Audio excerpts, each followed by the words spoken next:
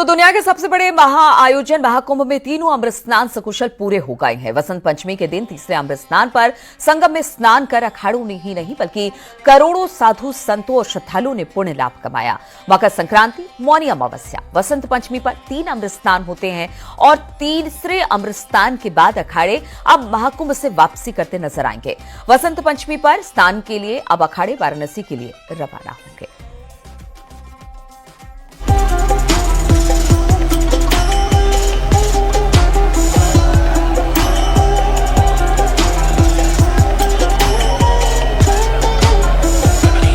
जो शाही स्नान अमृत राजसी शाही स्नान हुआ वह एक दुर्लभ क्षण था। ये जो स्नान रहा बहुत भव्य स्नान रहा और सभी संत महात्मा प्रसन्न है, सभी खुश है। भारत की एकता और सामाजिक समरसता के लिए हमारा स्नान है। करोड़ों देवी देवता महाकुंभ में माघ महीने के दौरान संगम पर विराजते हैं।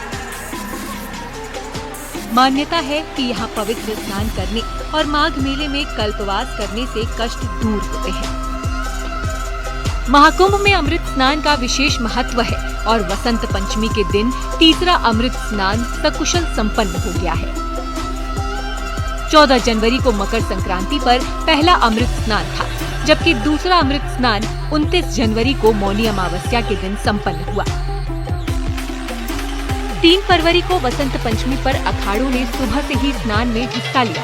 अखाड़ों के लिहाज से तीनों अमृत स्नान विशेष हैं और अब अखाड़े वाराणसी के लिए रवानगी करेंगे। आज हम आप देख रहे हैं जितने भी हमारे रथ है, हमारे सिंहासन है, हमारी झांकियां सभी आज स्नान में जा रहे हैं और बहुत दिव्य और भव्य रूप से आज हमारा स्नान होगा। जो परंपरा से हम स्नान करते आए वैसे स्नान होगा, उससे भी सुंदर स्नान होगा। और बाकी आज वसंत पंचमी का दिन है और आज हमारा अंतिम शाही स्नान जिसे अमृत स्नान के नाम से दिया गया है।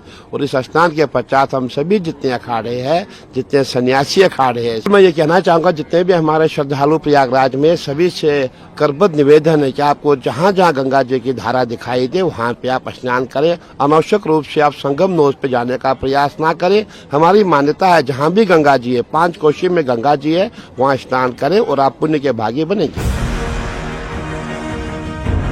महाकुंभ में अमृत स्नान की शुरुआत अखाड़ों के स्नान से ही शुरू होती है।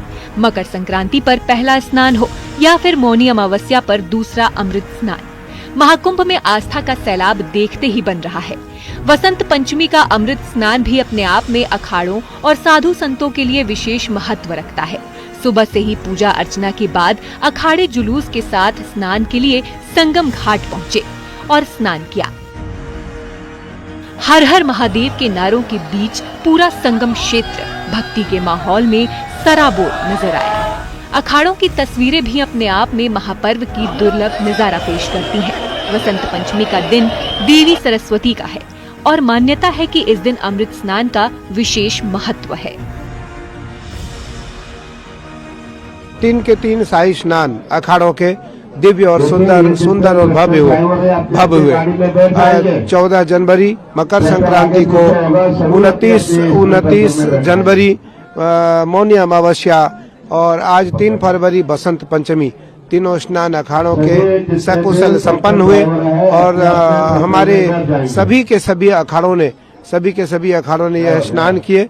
आज जो शाही स्नान है, यह शाही स्नान अत्यंत ही दुर्लभ है और लिखति यदि गृहीत्वा शारदा सर्वकालम तदपि तव गुणान नामी सपारम नयाति। भगवान शिव के लिए सरस्वती कहती हैं, यदि मैं जीवन काल अपने ब्रह्मलोक में बैठ करके भगवान शिव की महिमा का गुणानुवाद करूं तब भी मैं नहीं कर सकती हूं। तो उसी प्रकार आज का जो यह अमृत राजसी शाही स्नान है, इसका गुणानुवाद शब्दों से कर पाना संभव नहीं है। अखाड़ों के लिहाज से सभी 3 अमृत स्नान वसंत पंचमी पर पूरे हो गए। सरकार की ओर से भी तैयारी को लेकर खास एहतियात बरती गई। मुख्यमंत्री योगी आदित्यनाथ लखनऊ में लगातार मॉनिटरिंग करते रहे तो महाकुंभ में भी मंत्रियों की ड्यूटी लगाई गई। कल से लेकर आज तक वसंत पंचमी का पर्व शुरू हुआ है, पर्व चल रहा है और लगभग 4 करोड़ लोग वसंत पंचमी के निमित्त यहाँ आकर के स्नान कर चुके हैं या कर रहे हैं।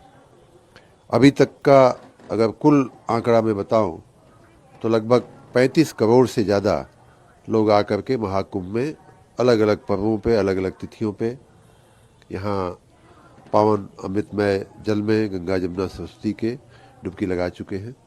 सारी व्यवस्थाएं बिल्कुल सुचारू रूप से चल रही हैं। आप देख सकते हैं कि कल रात से ही बसंत पंचमी की तिथि लागू पड़ गई थी, तभी से 4 करोड़ लोग अब तक स्नान कर चुके हैं। कहीं कोई विघ्न नहीं, कहीं कोई दिक्कत नहीं है। सब कुछ दिव्य और भव्य ढंग से चल रहा है। महाकुंभ में अखाड़े भले ही प्रयागराज से वाराणसी के लिए रवाना हो जाएंगे, लेकिन अभी संगम पर स्नान का सिलसिला जारी रहेगा। 26 फरवरी तक महाकुंभ चलेगा और इस दौरान पवित्र स्नान जारी रहेगा। बहरहाल अखाड़ों के साधु संतों की तस्वीरें अपने आप में वसंत पंचमी के दिन इतिहास रच गईं और दुनिया के सबसे बड़े पर्व में अपनी अद्भुत छाप छोड़ गई हैं। Bureau report, news 18।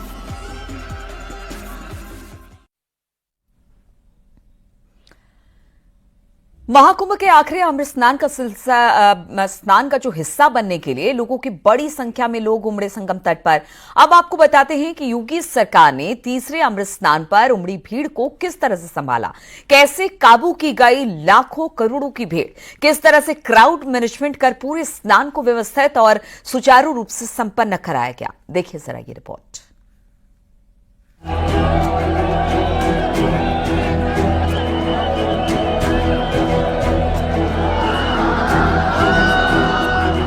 अलौकिक, अद्वितीय और ऐतिहासिक महाकुंभ के आखिरी अमृत स्नान पर उमड़ी ये भीड़ किसी भी प्रशासन के लिए चुनौती होती है, लेकिन योगी सरकार ने इस बार बेहतरीन तरीके से भीड़ को मैनेज किया।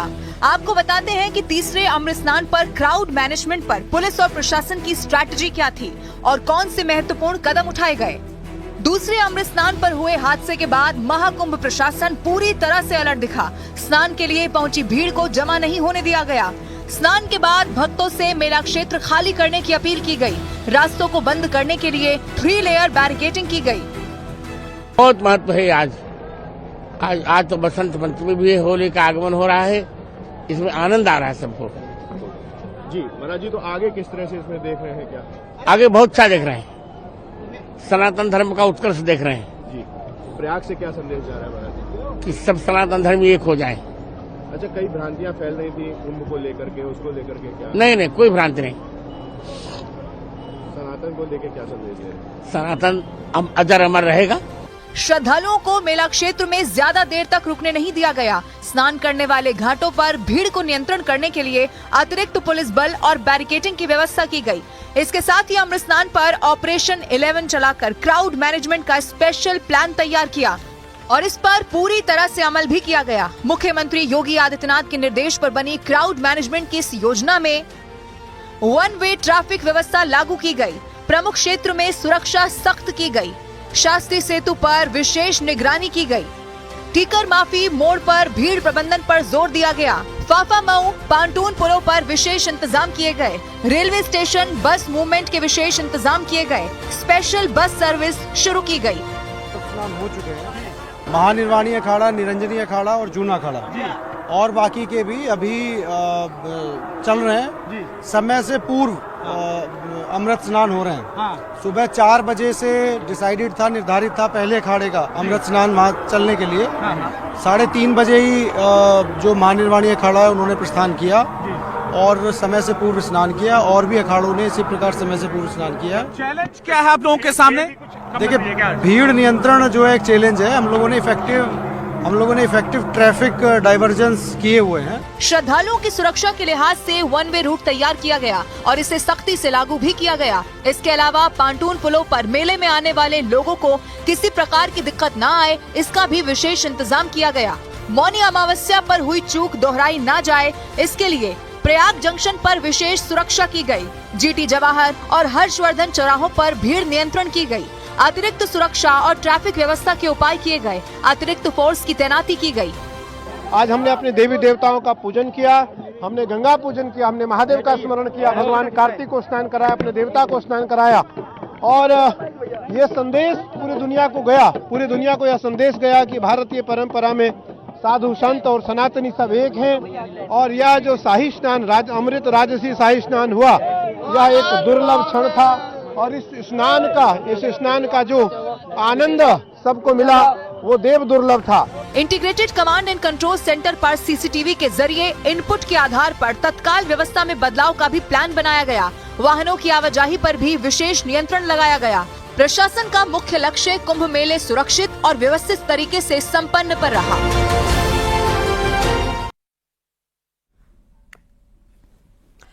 तो बसंत पंचमी पर आखिरी अमृत स्नान पर प्रयागराज के त्रिवेणी संगम में आस्था का जनसैलाब उमड़ा। देश दुनिया से श्रद्धालु त्रिवेणी संगम पहुंचे। महाकुंभ की व्यवस्था की सराहना करते हुए प्रधानमंत्री मोदी और सीएम योगी का धन्यवाद करते नजर आए।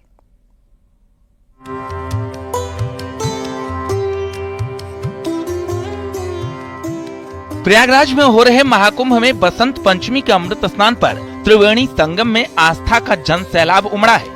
महाकुंभ के तीसरे अमृत स्नान पर त्रिवेणी संगम में आस्था की डुबकी लगाने करोड़ों श्रद्धालु देश दुनिया के कोने कोने से त्रिवेणी संगम पहुंचे हैं। वहीं श्रद्धालुओं की सुविधा और सुरक्षा को लेकर मेला प्रशासन की ओर से मुकम्मल इंतजाम किया गया।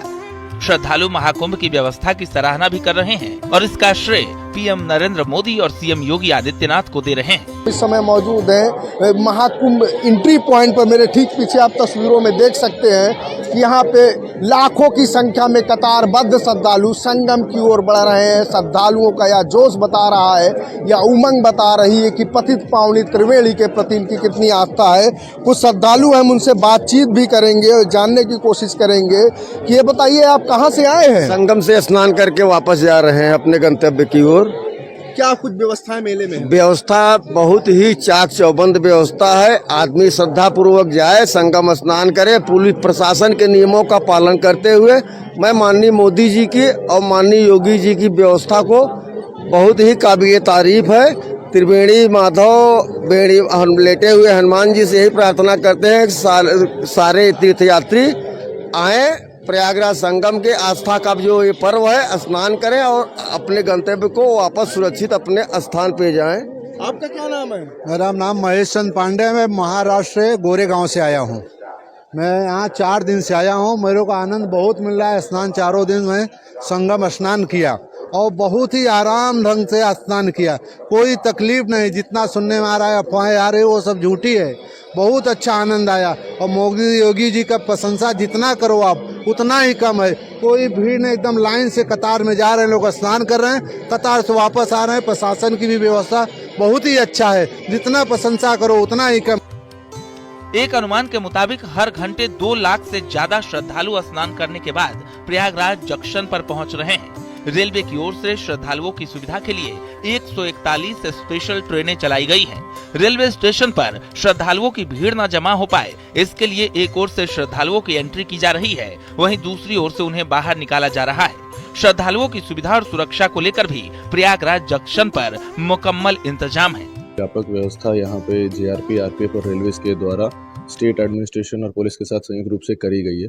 सबसे पहले इसमें एकल मार्ग व्यवस्था बनाई जाती है, जिसमें सिटी साइड की तरफ से सभी यात्रियों का आवागमन होता है। वो स्टेशन के अंदर आते हैं ट्रेन पकड़ने के लिए, और जो मेले में जाने के लिए स्टेशन से बाहर निकल रहे हैं वो सिविल लाइन साइड से बाहर निकलते हैं।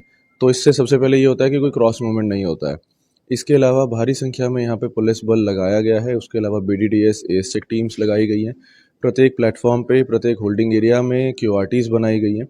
इसके अलावा स्टेट की तरफ से बाहर एक बहुत बड़ा होल्डिंग एरिया बनाया गया है खुसरो बाग में, जहाँ पे सभी मूलभूत सुविधाएं, पानी, बिजली, प्रकाश की व्यवस्था, खाने की व्यवस्था, टॉयलेट्स की व्यवस्था, लोगों के बैठने की व्यवस्था, ये सब करी गई है। बता दें कि प्रयागराज के विशाल पावन संगम तट पर दुनिया का सबसे बड़ा धार्मिक आयोजन महाकुंभ भारतीय संस्कृति, सनातन धर्म और आस्था का अद्भुत संगम बनकर दुनिया भर में अपनी पहचान बना रहा है। हर दिन महाकुंभ के अनोखे रंग देखने को मिल रहे हैं, जो पूरी दुनिया में अपनी अमिट छाप छोड़ रहे हैं। Bureau report, news 18।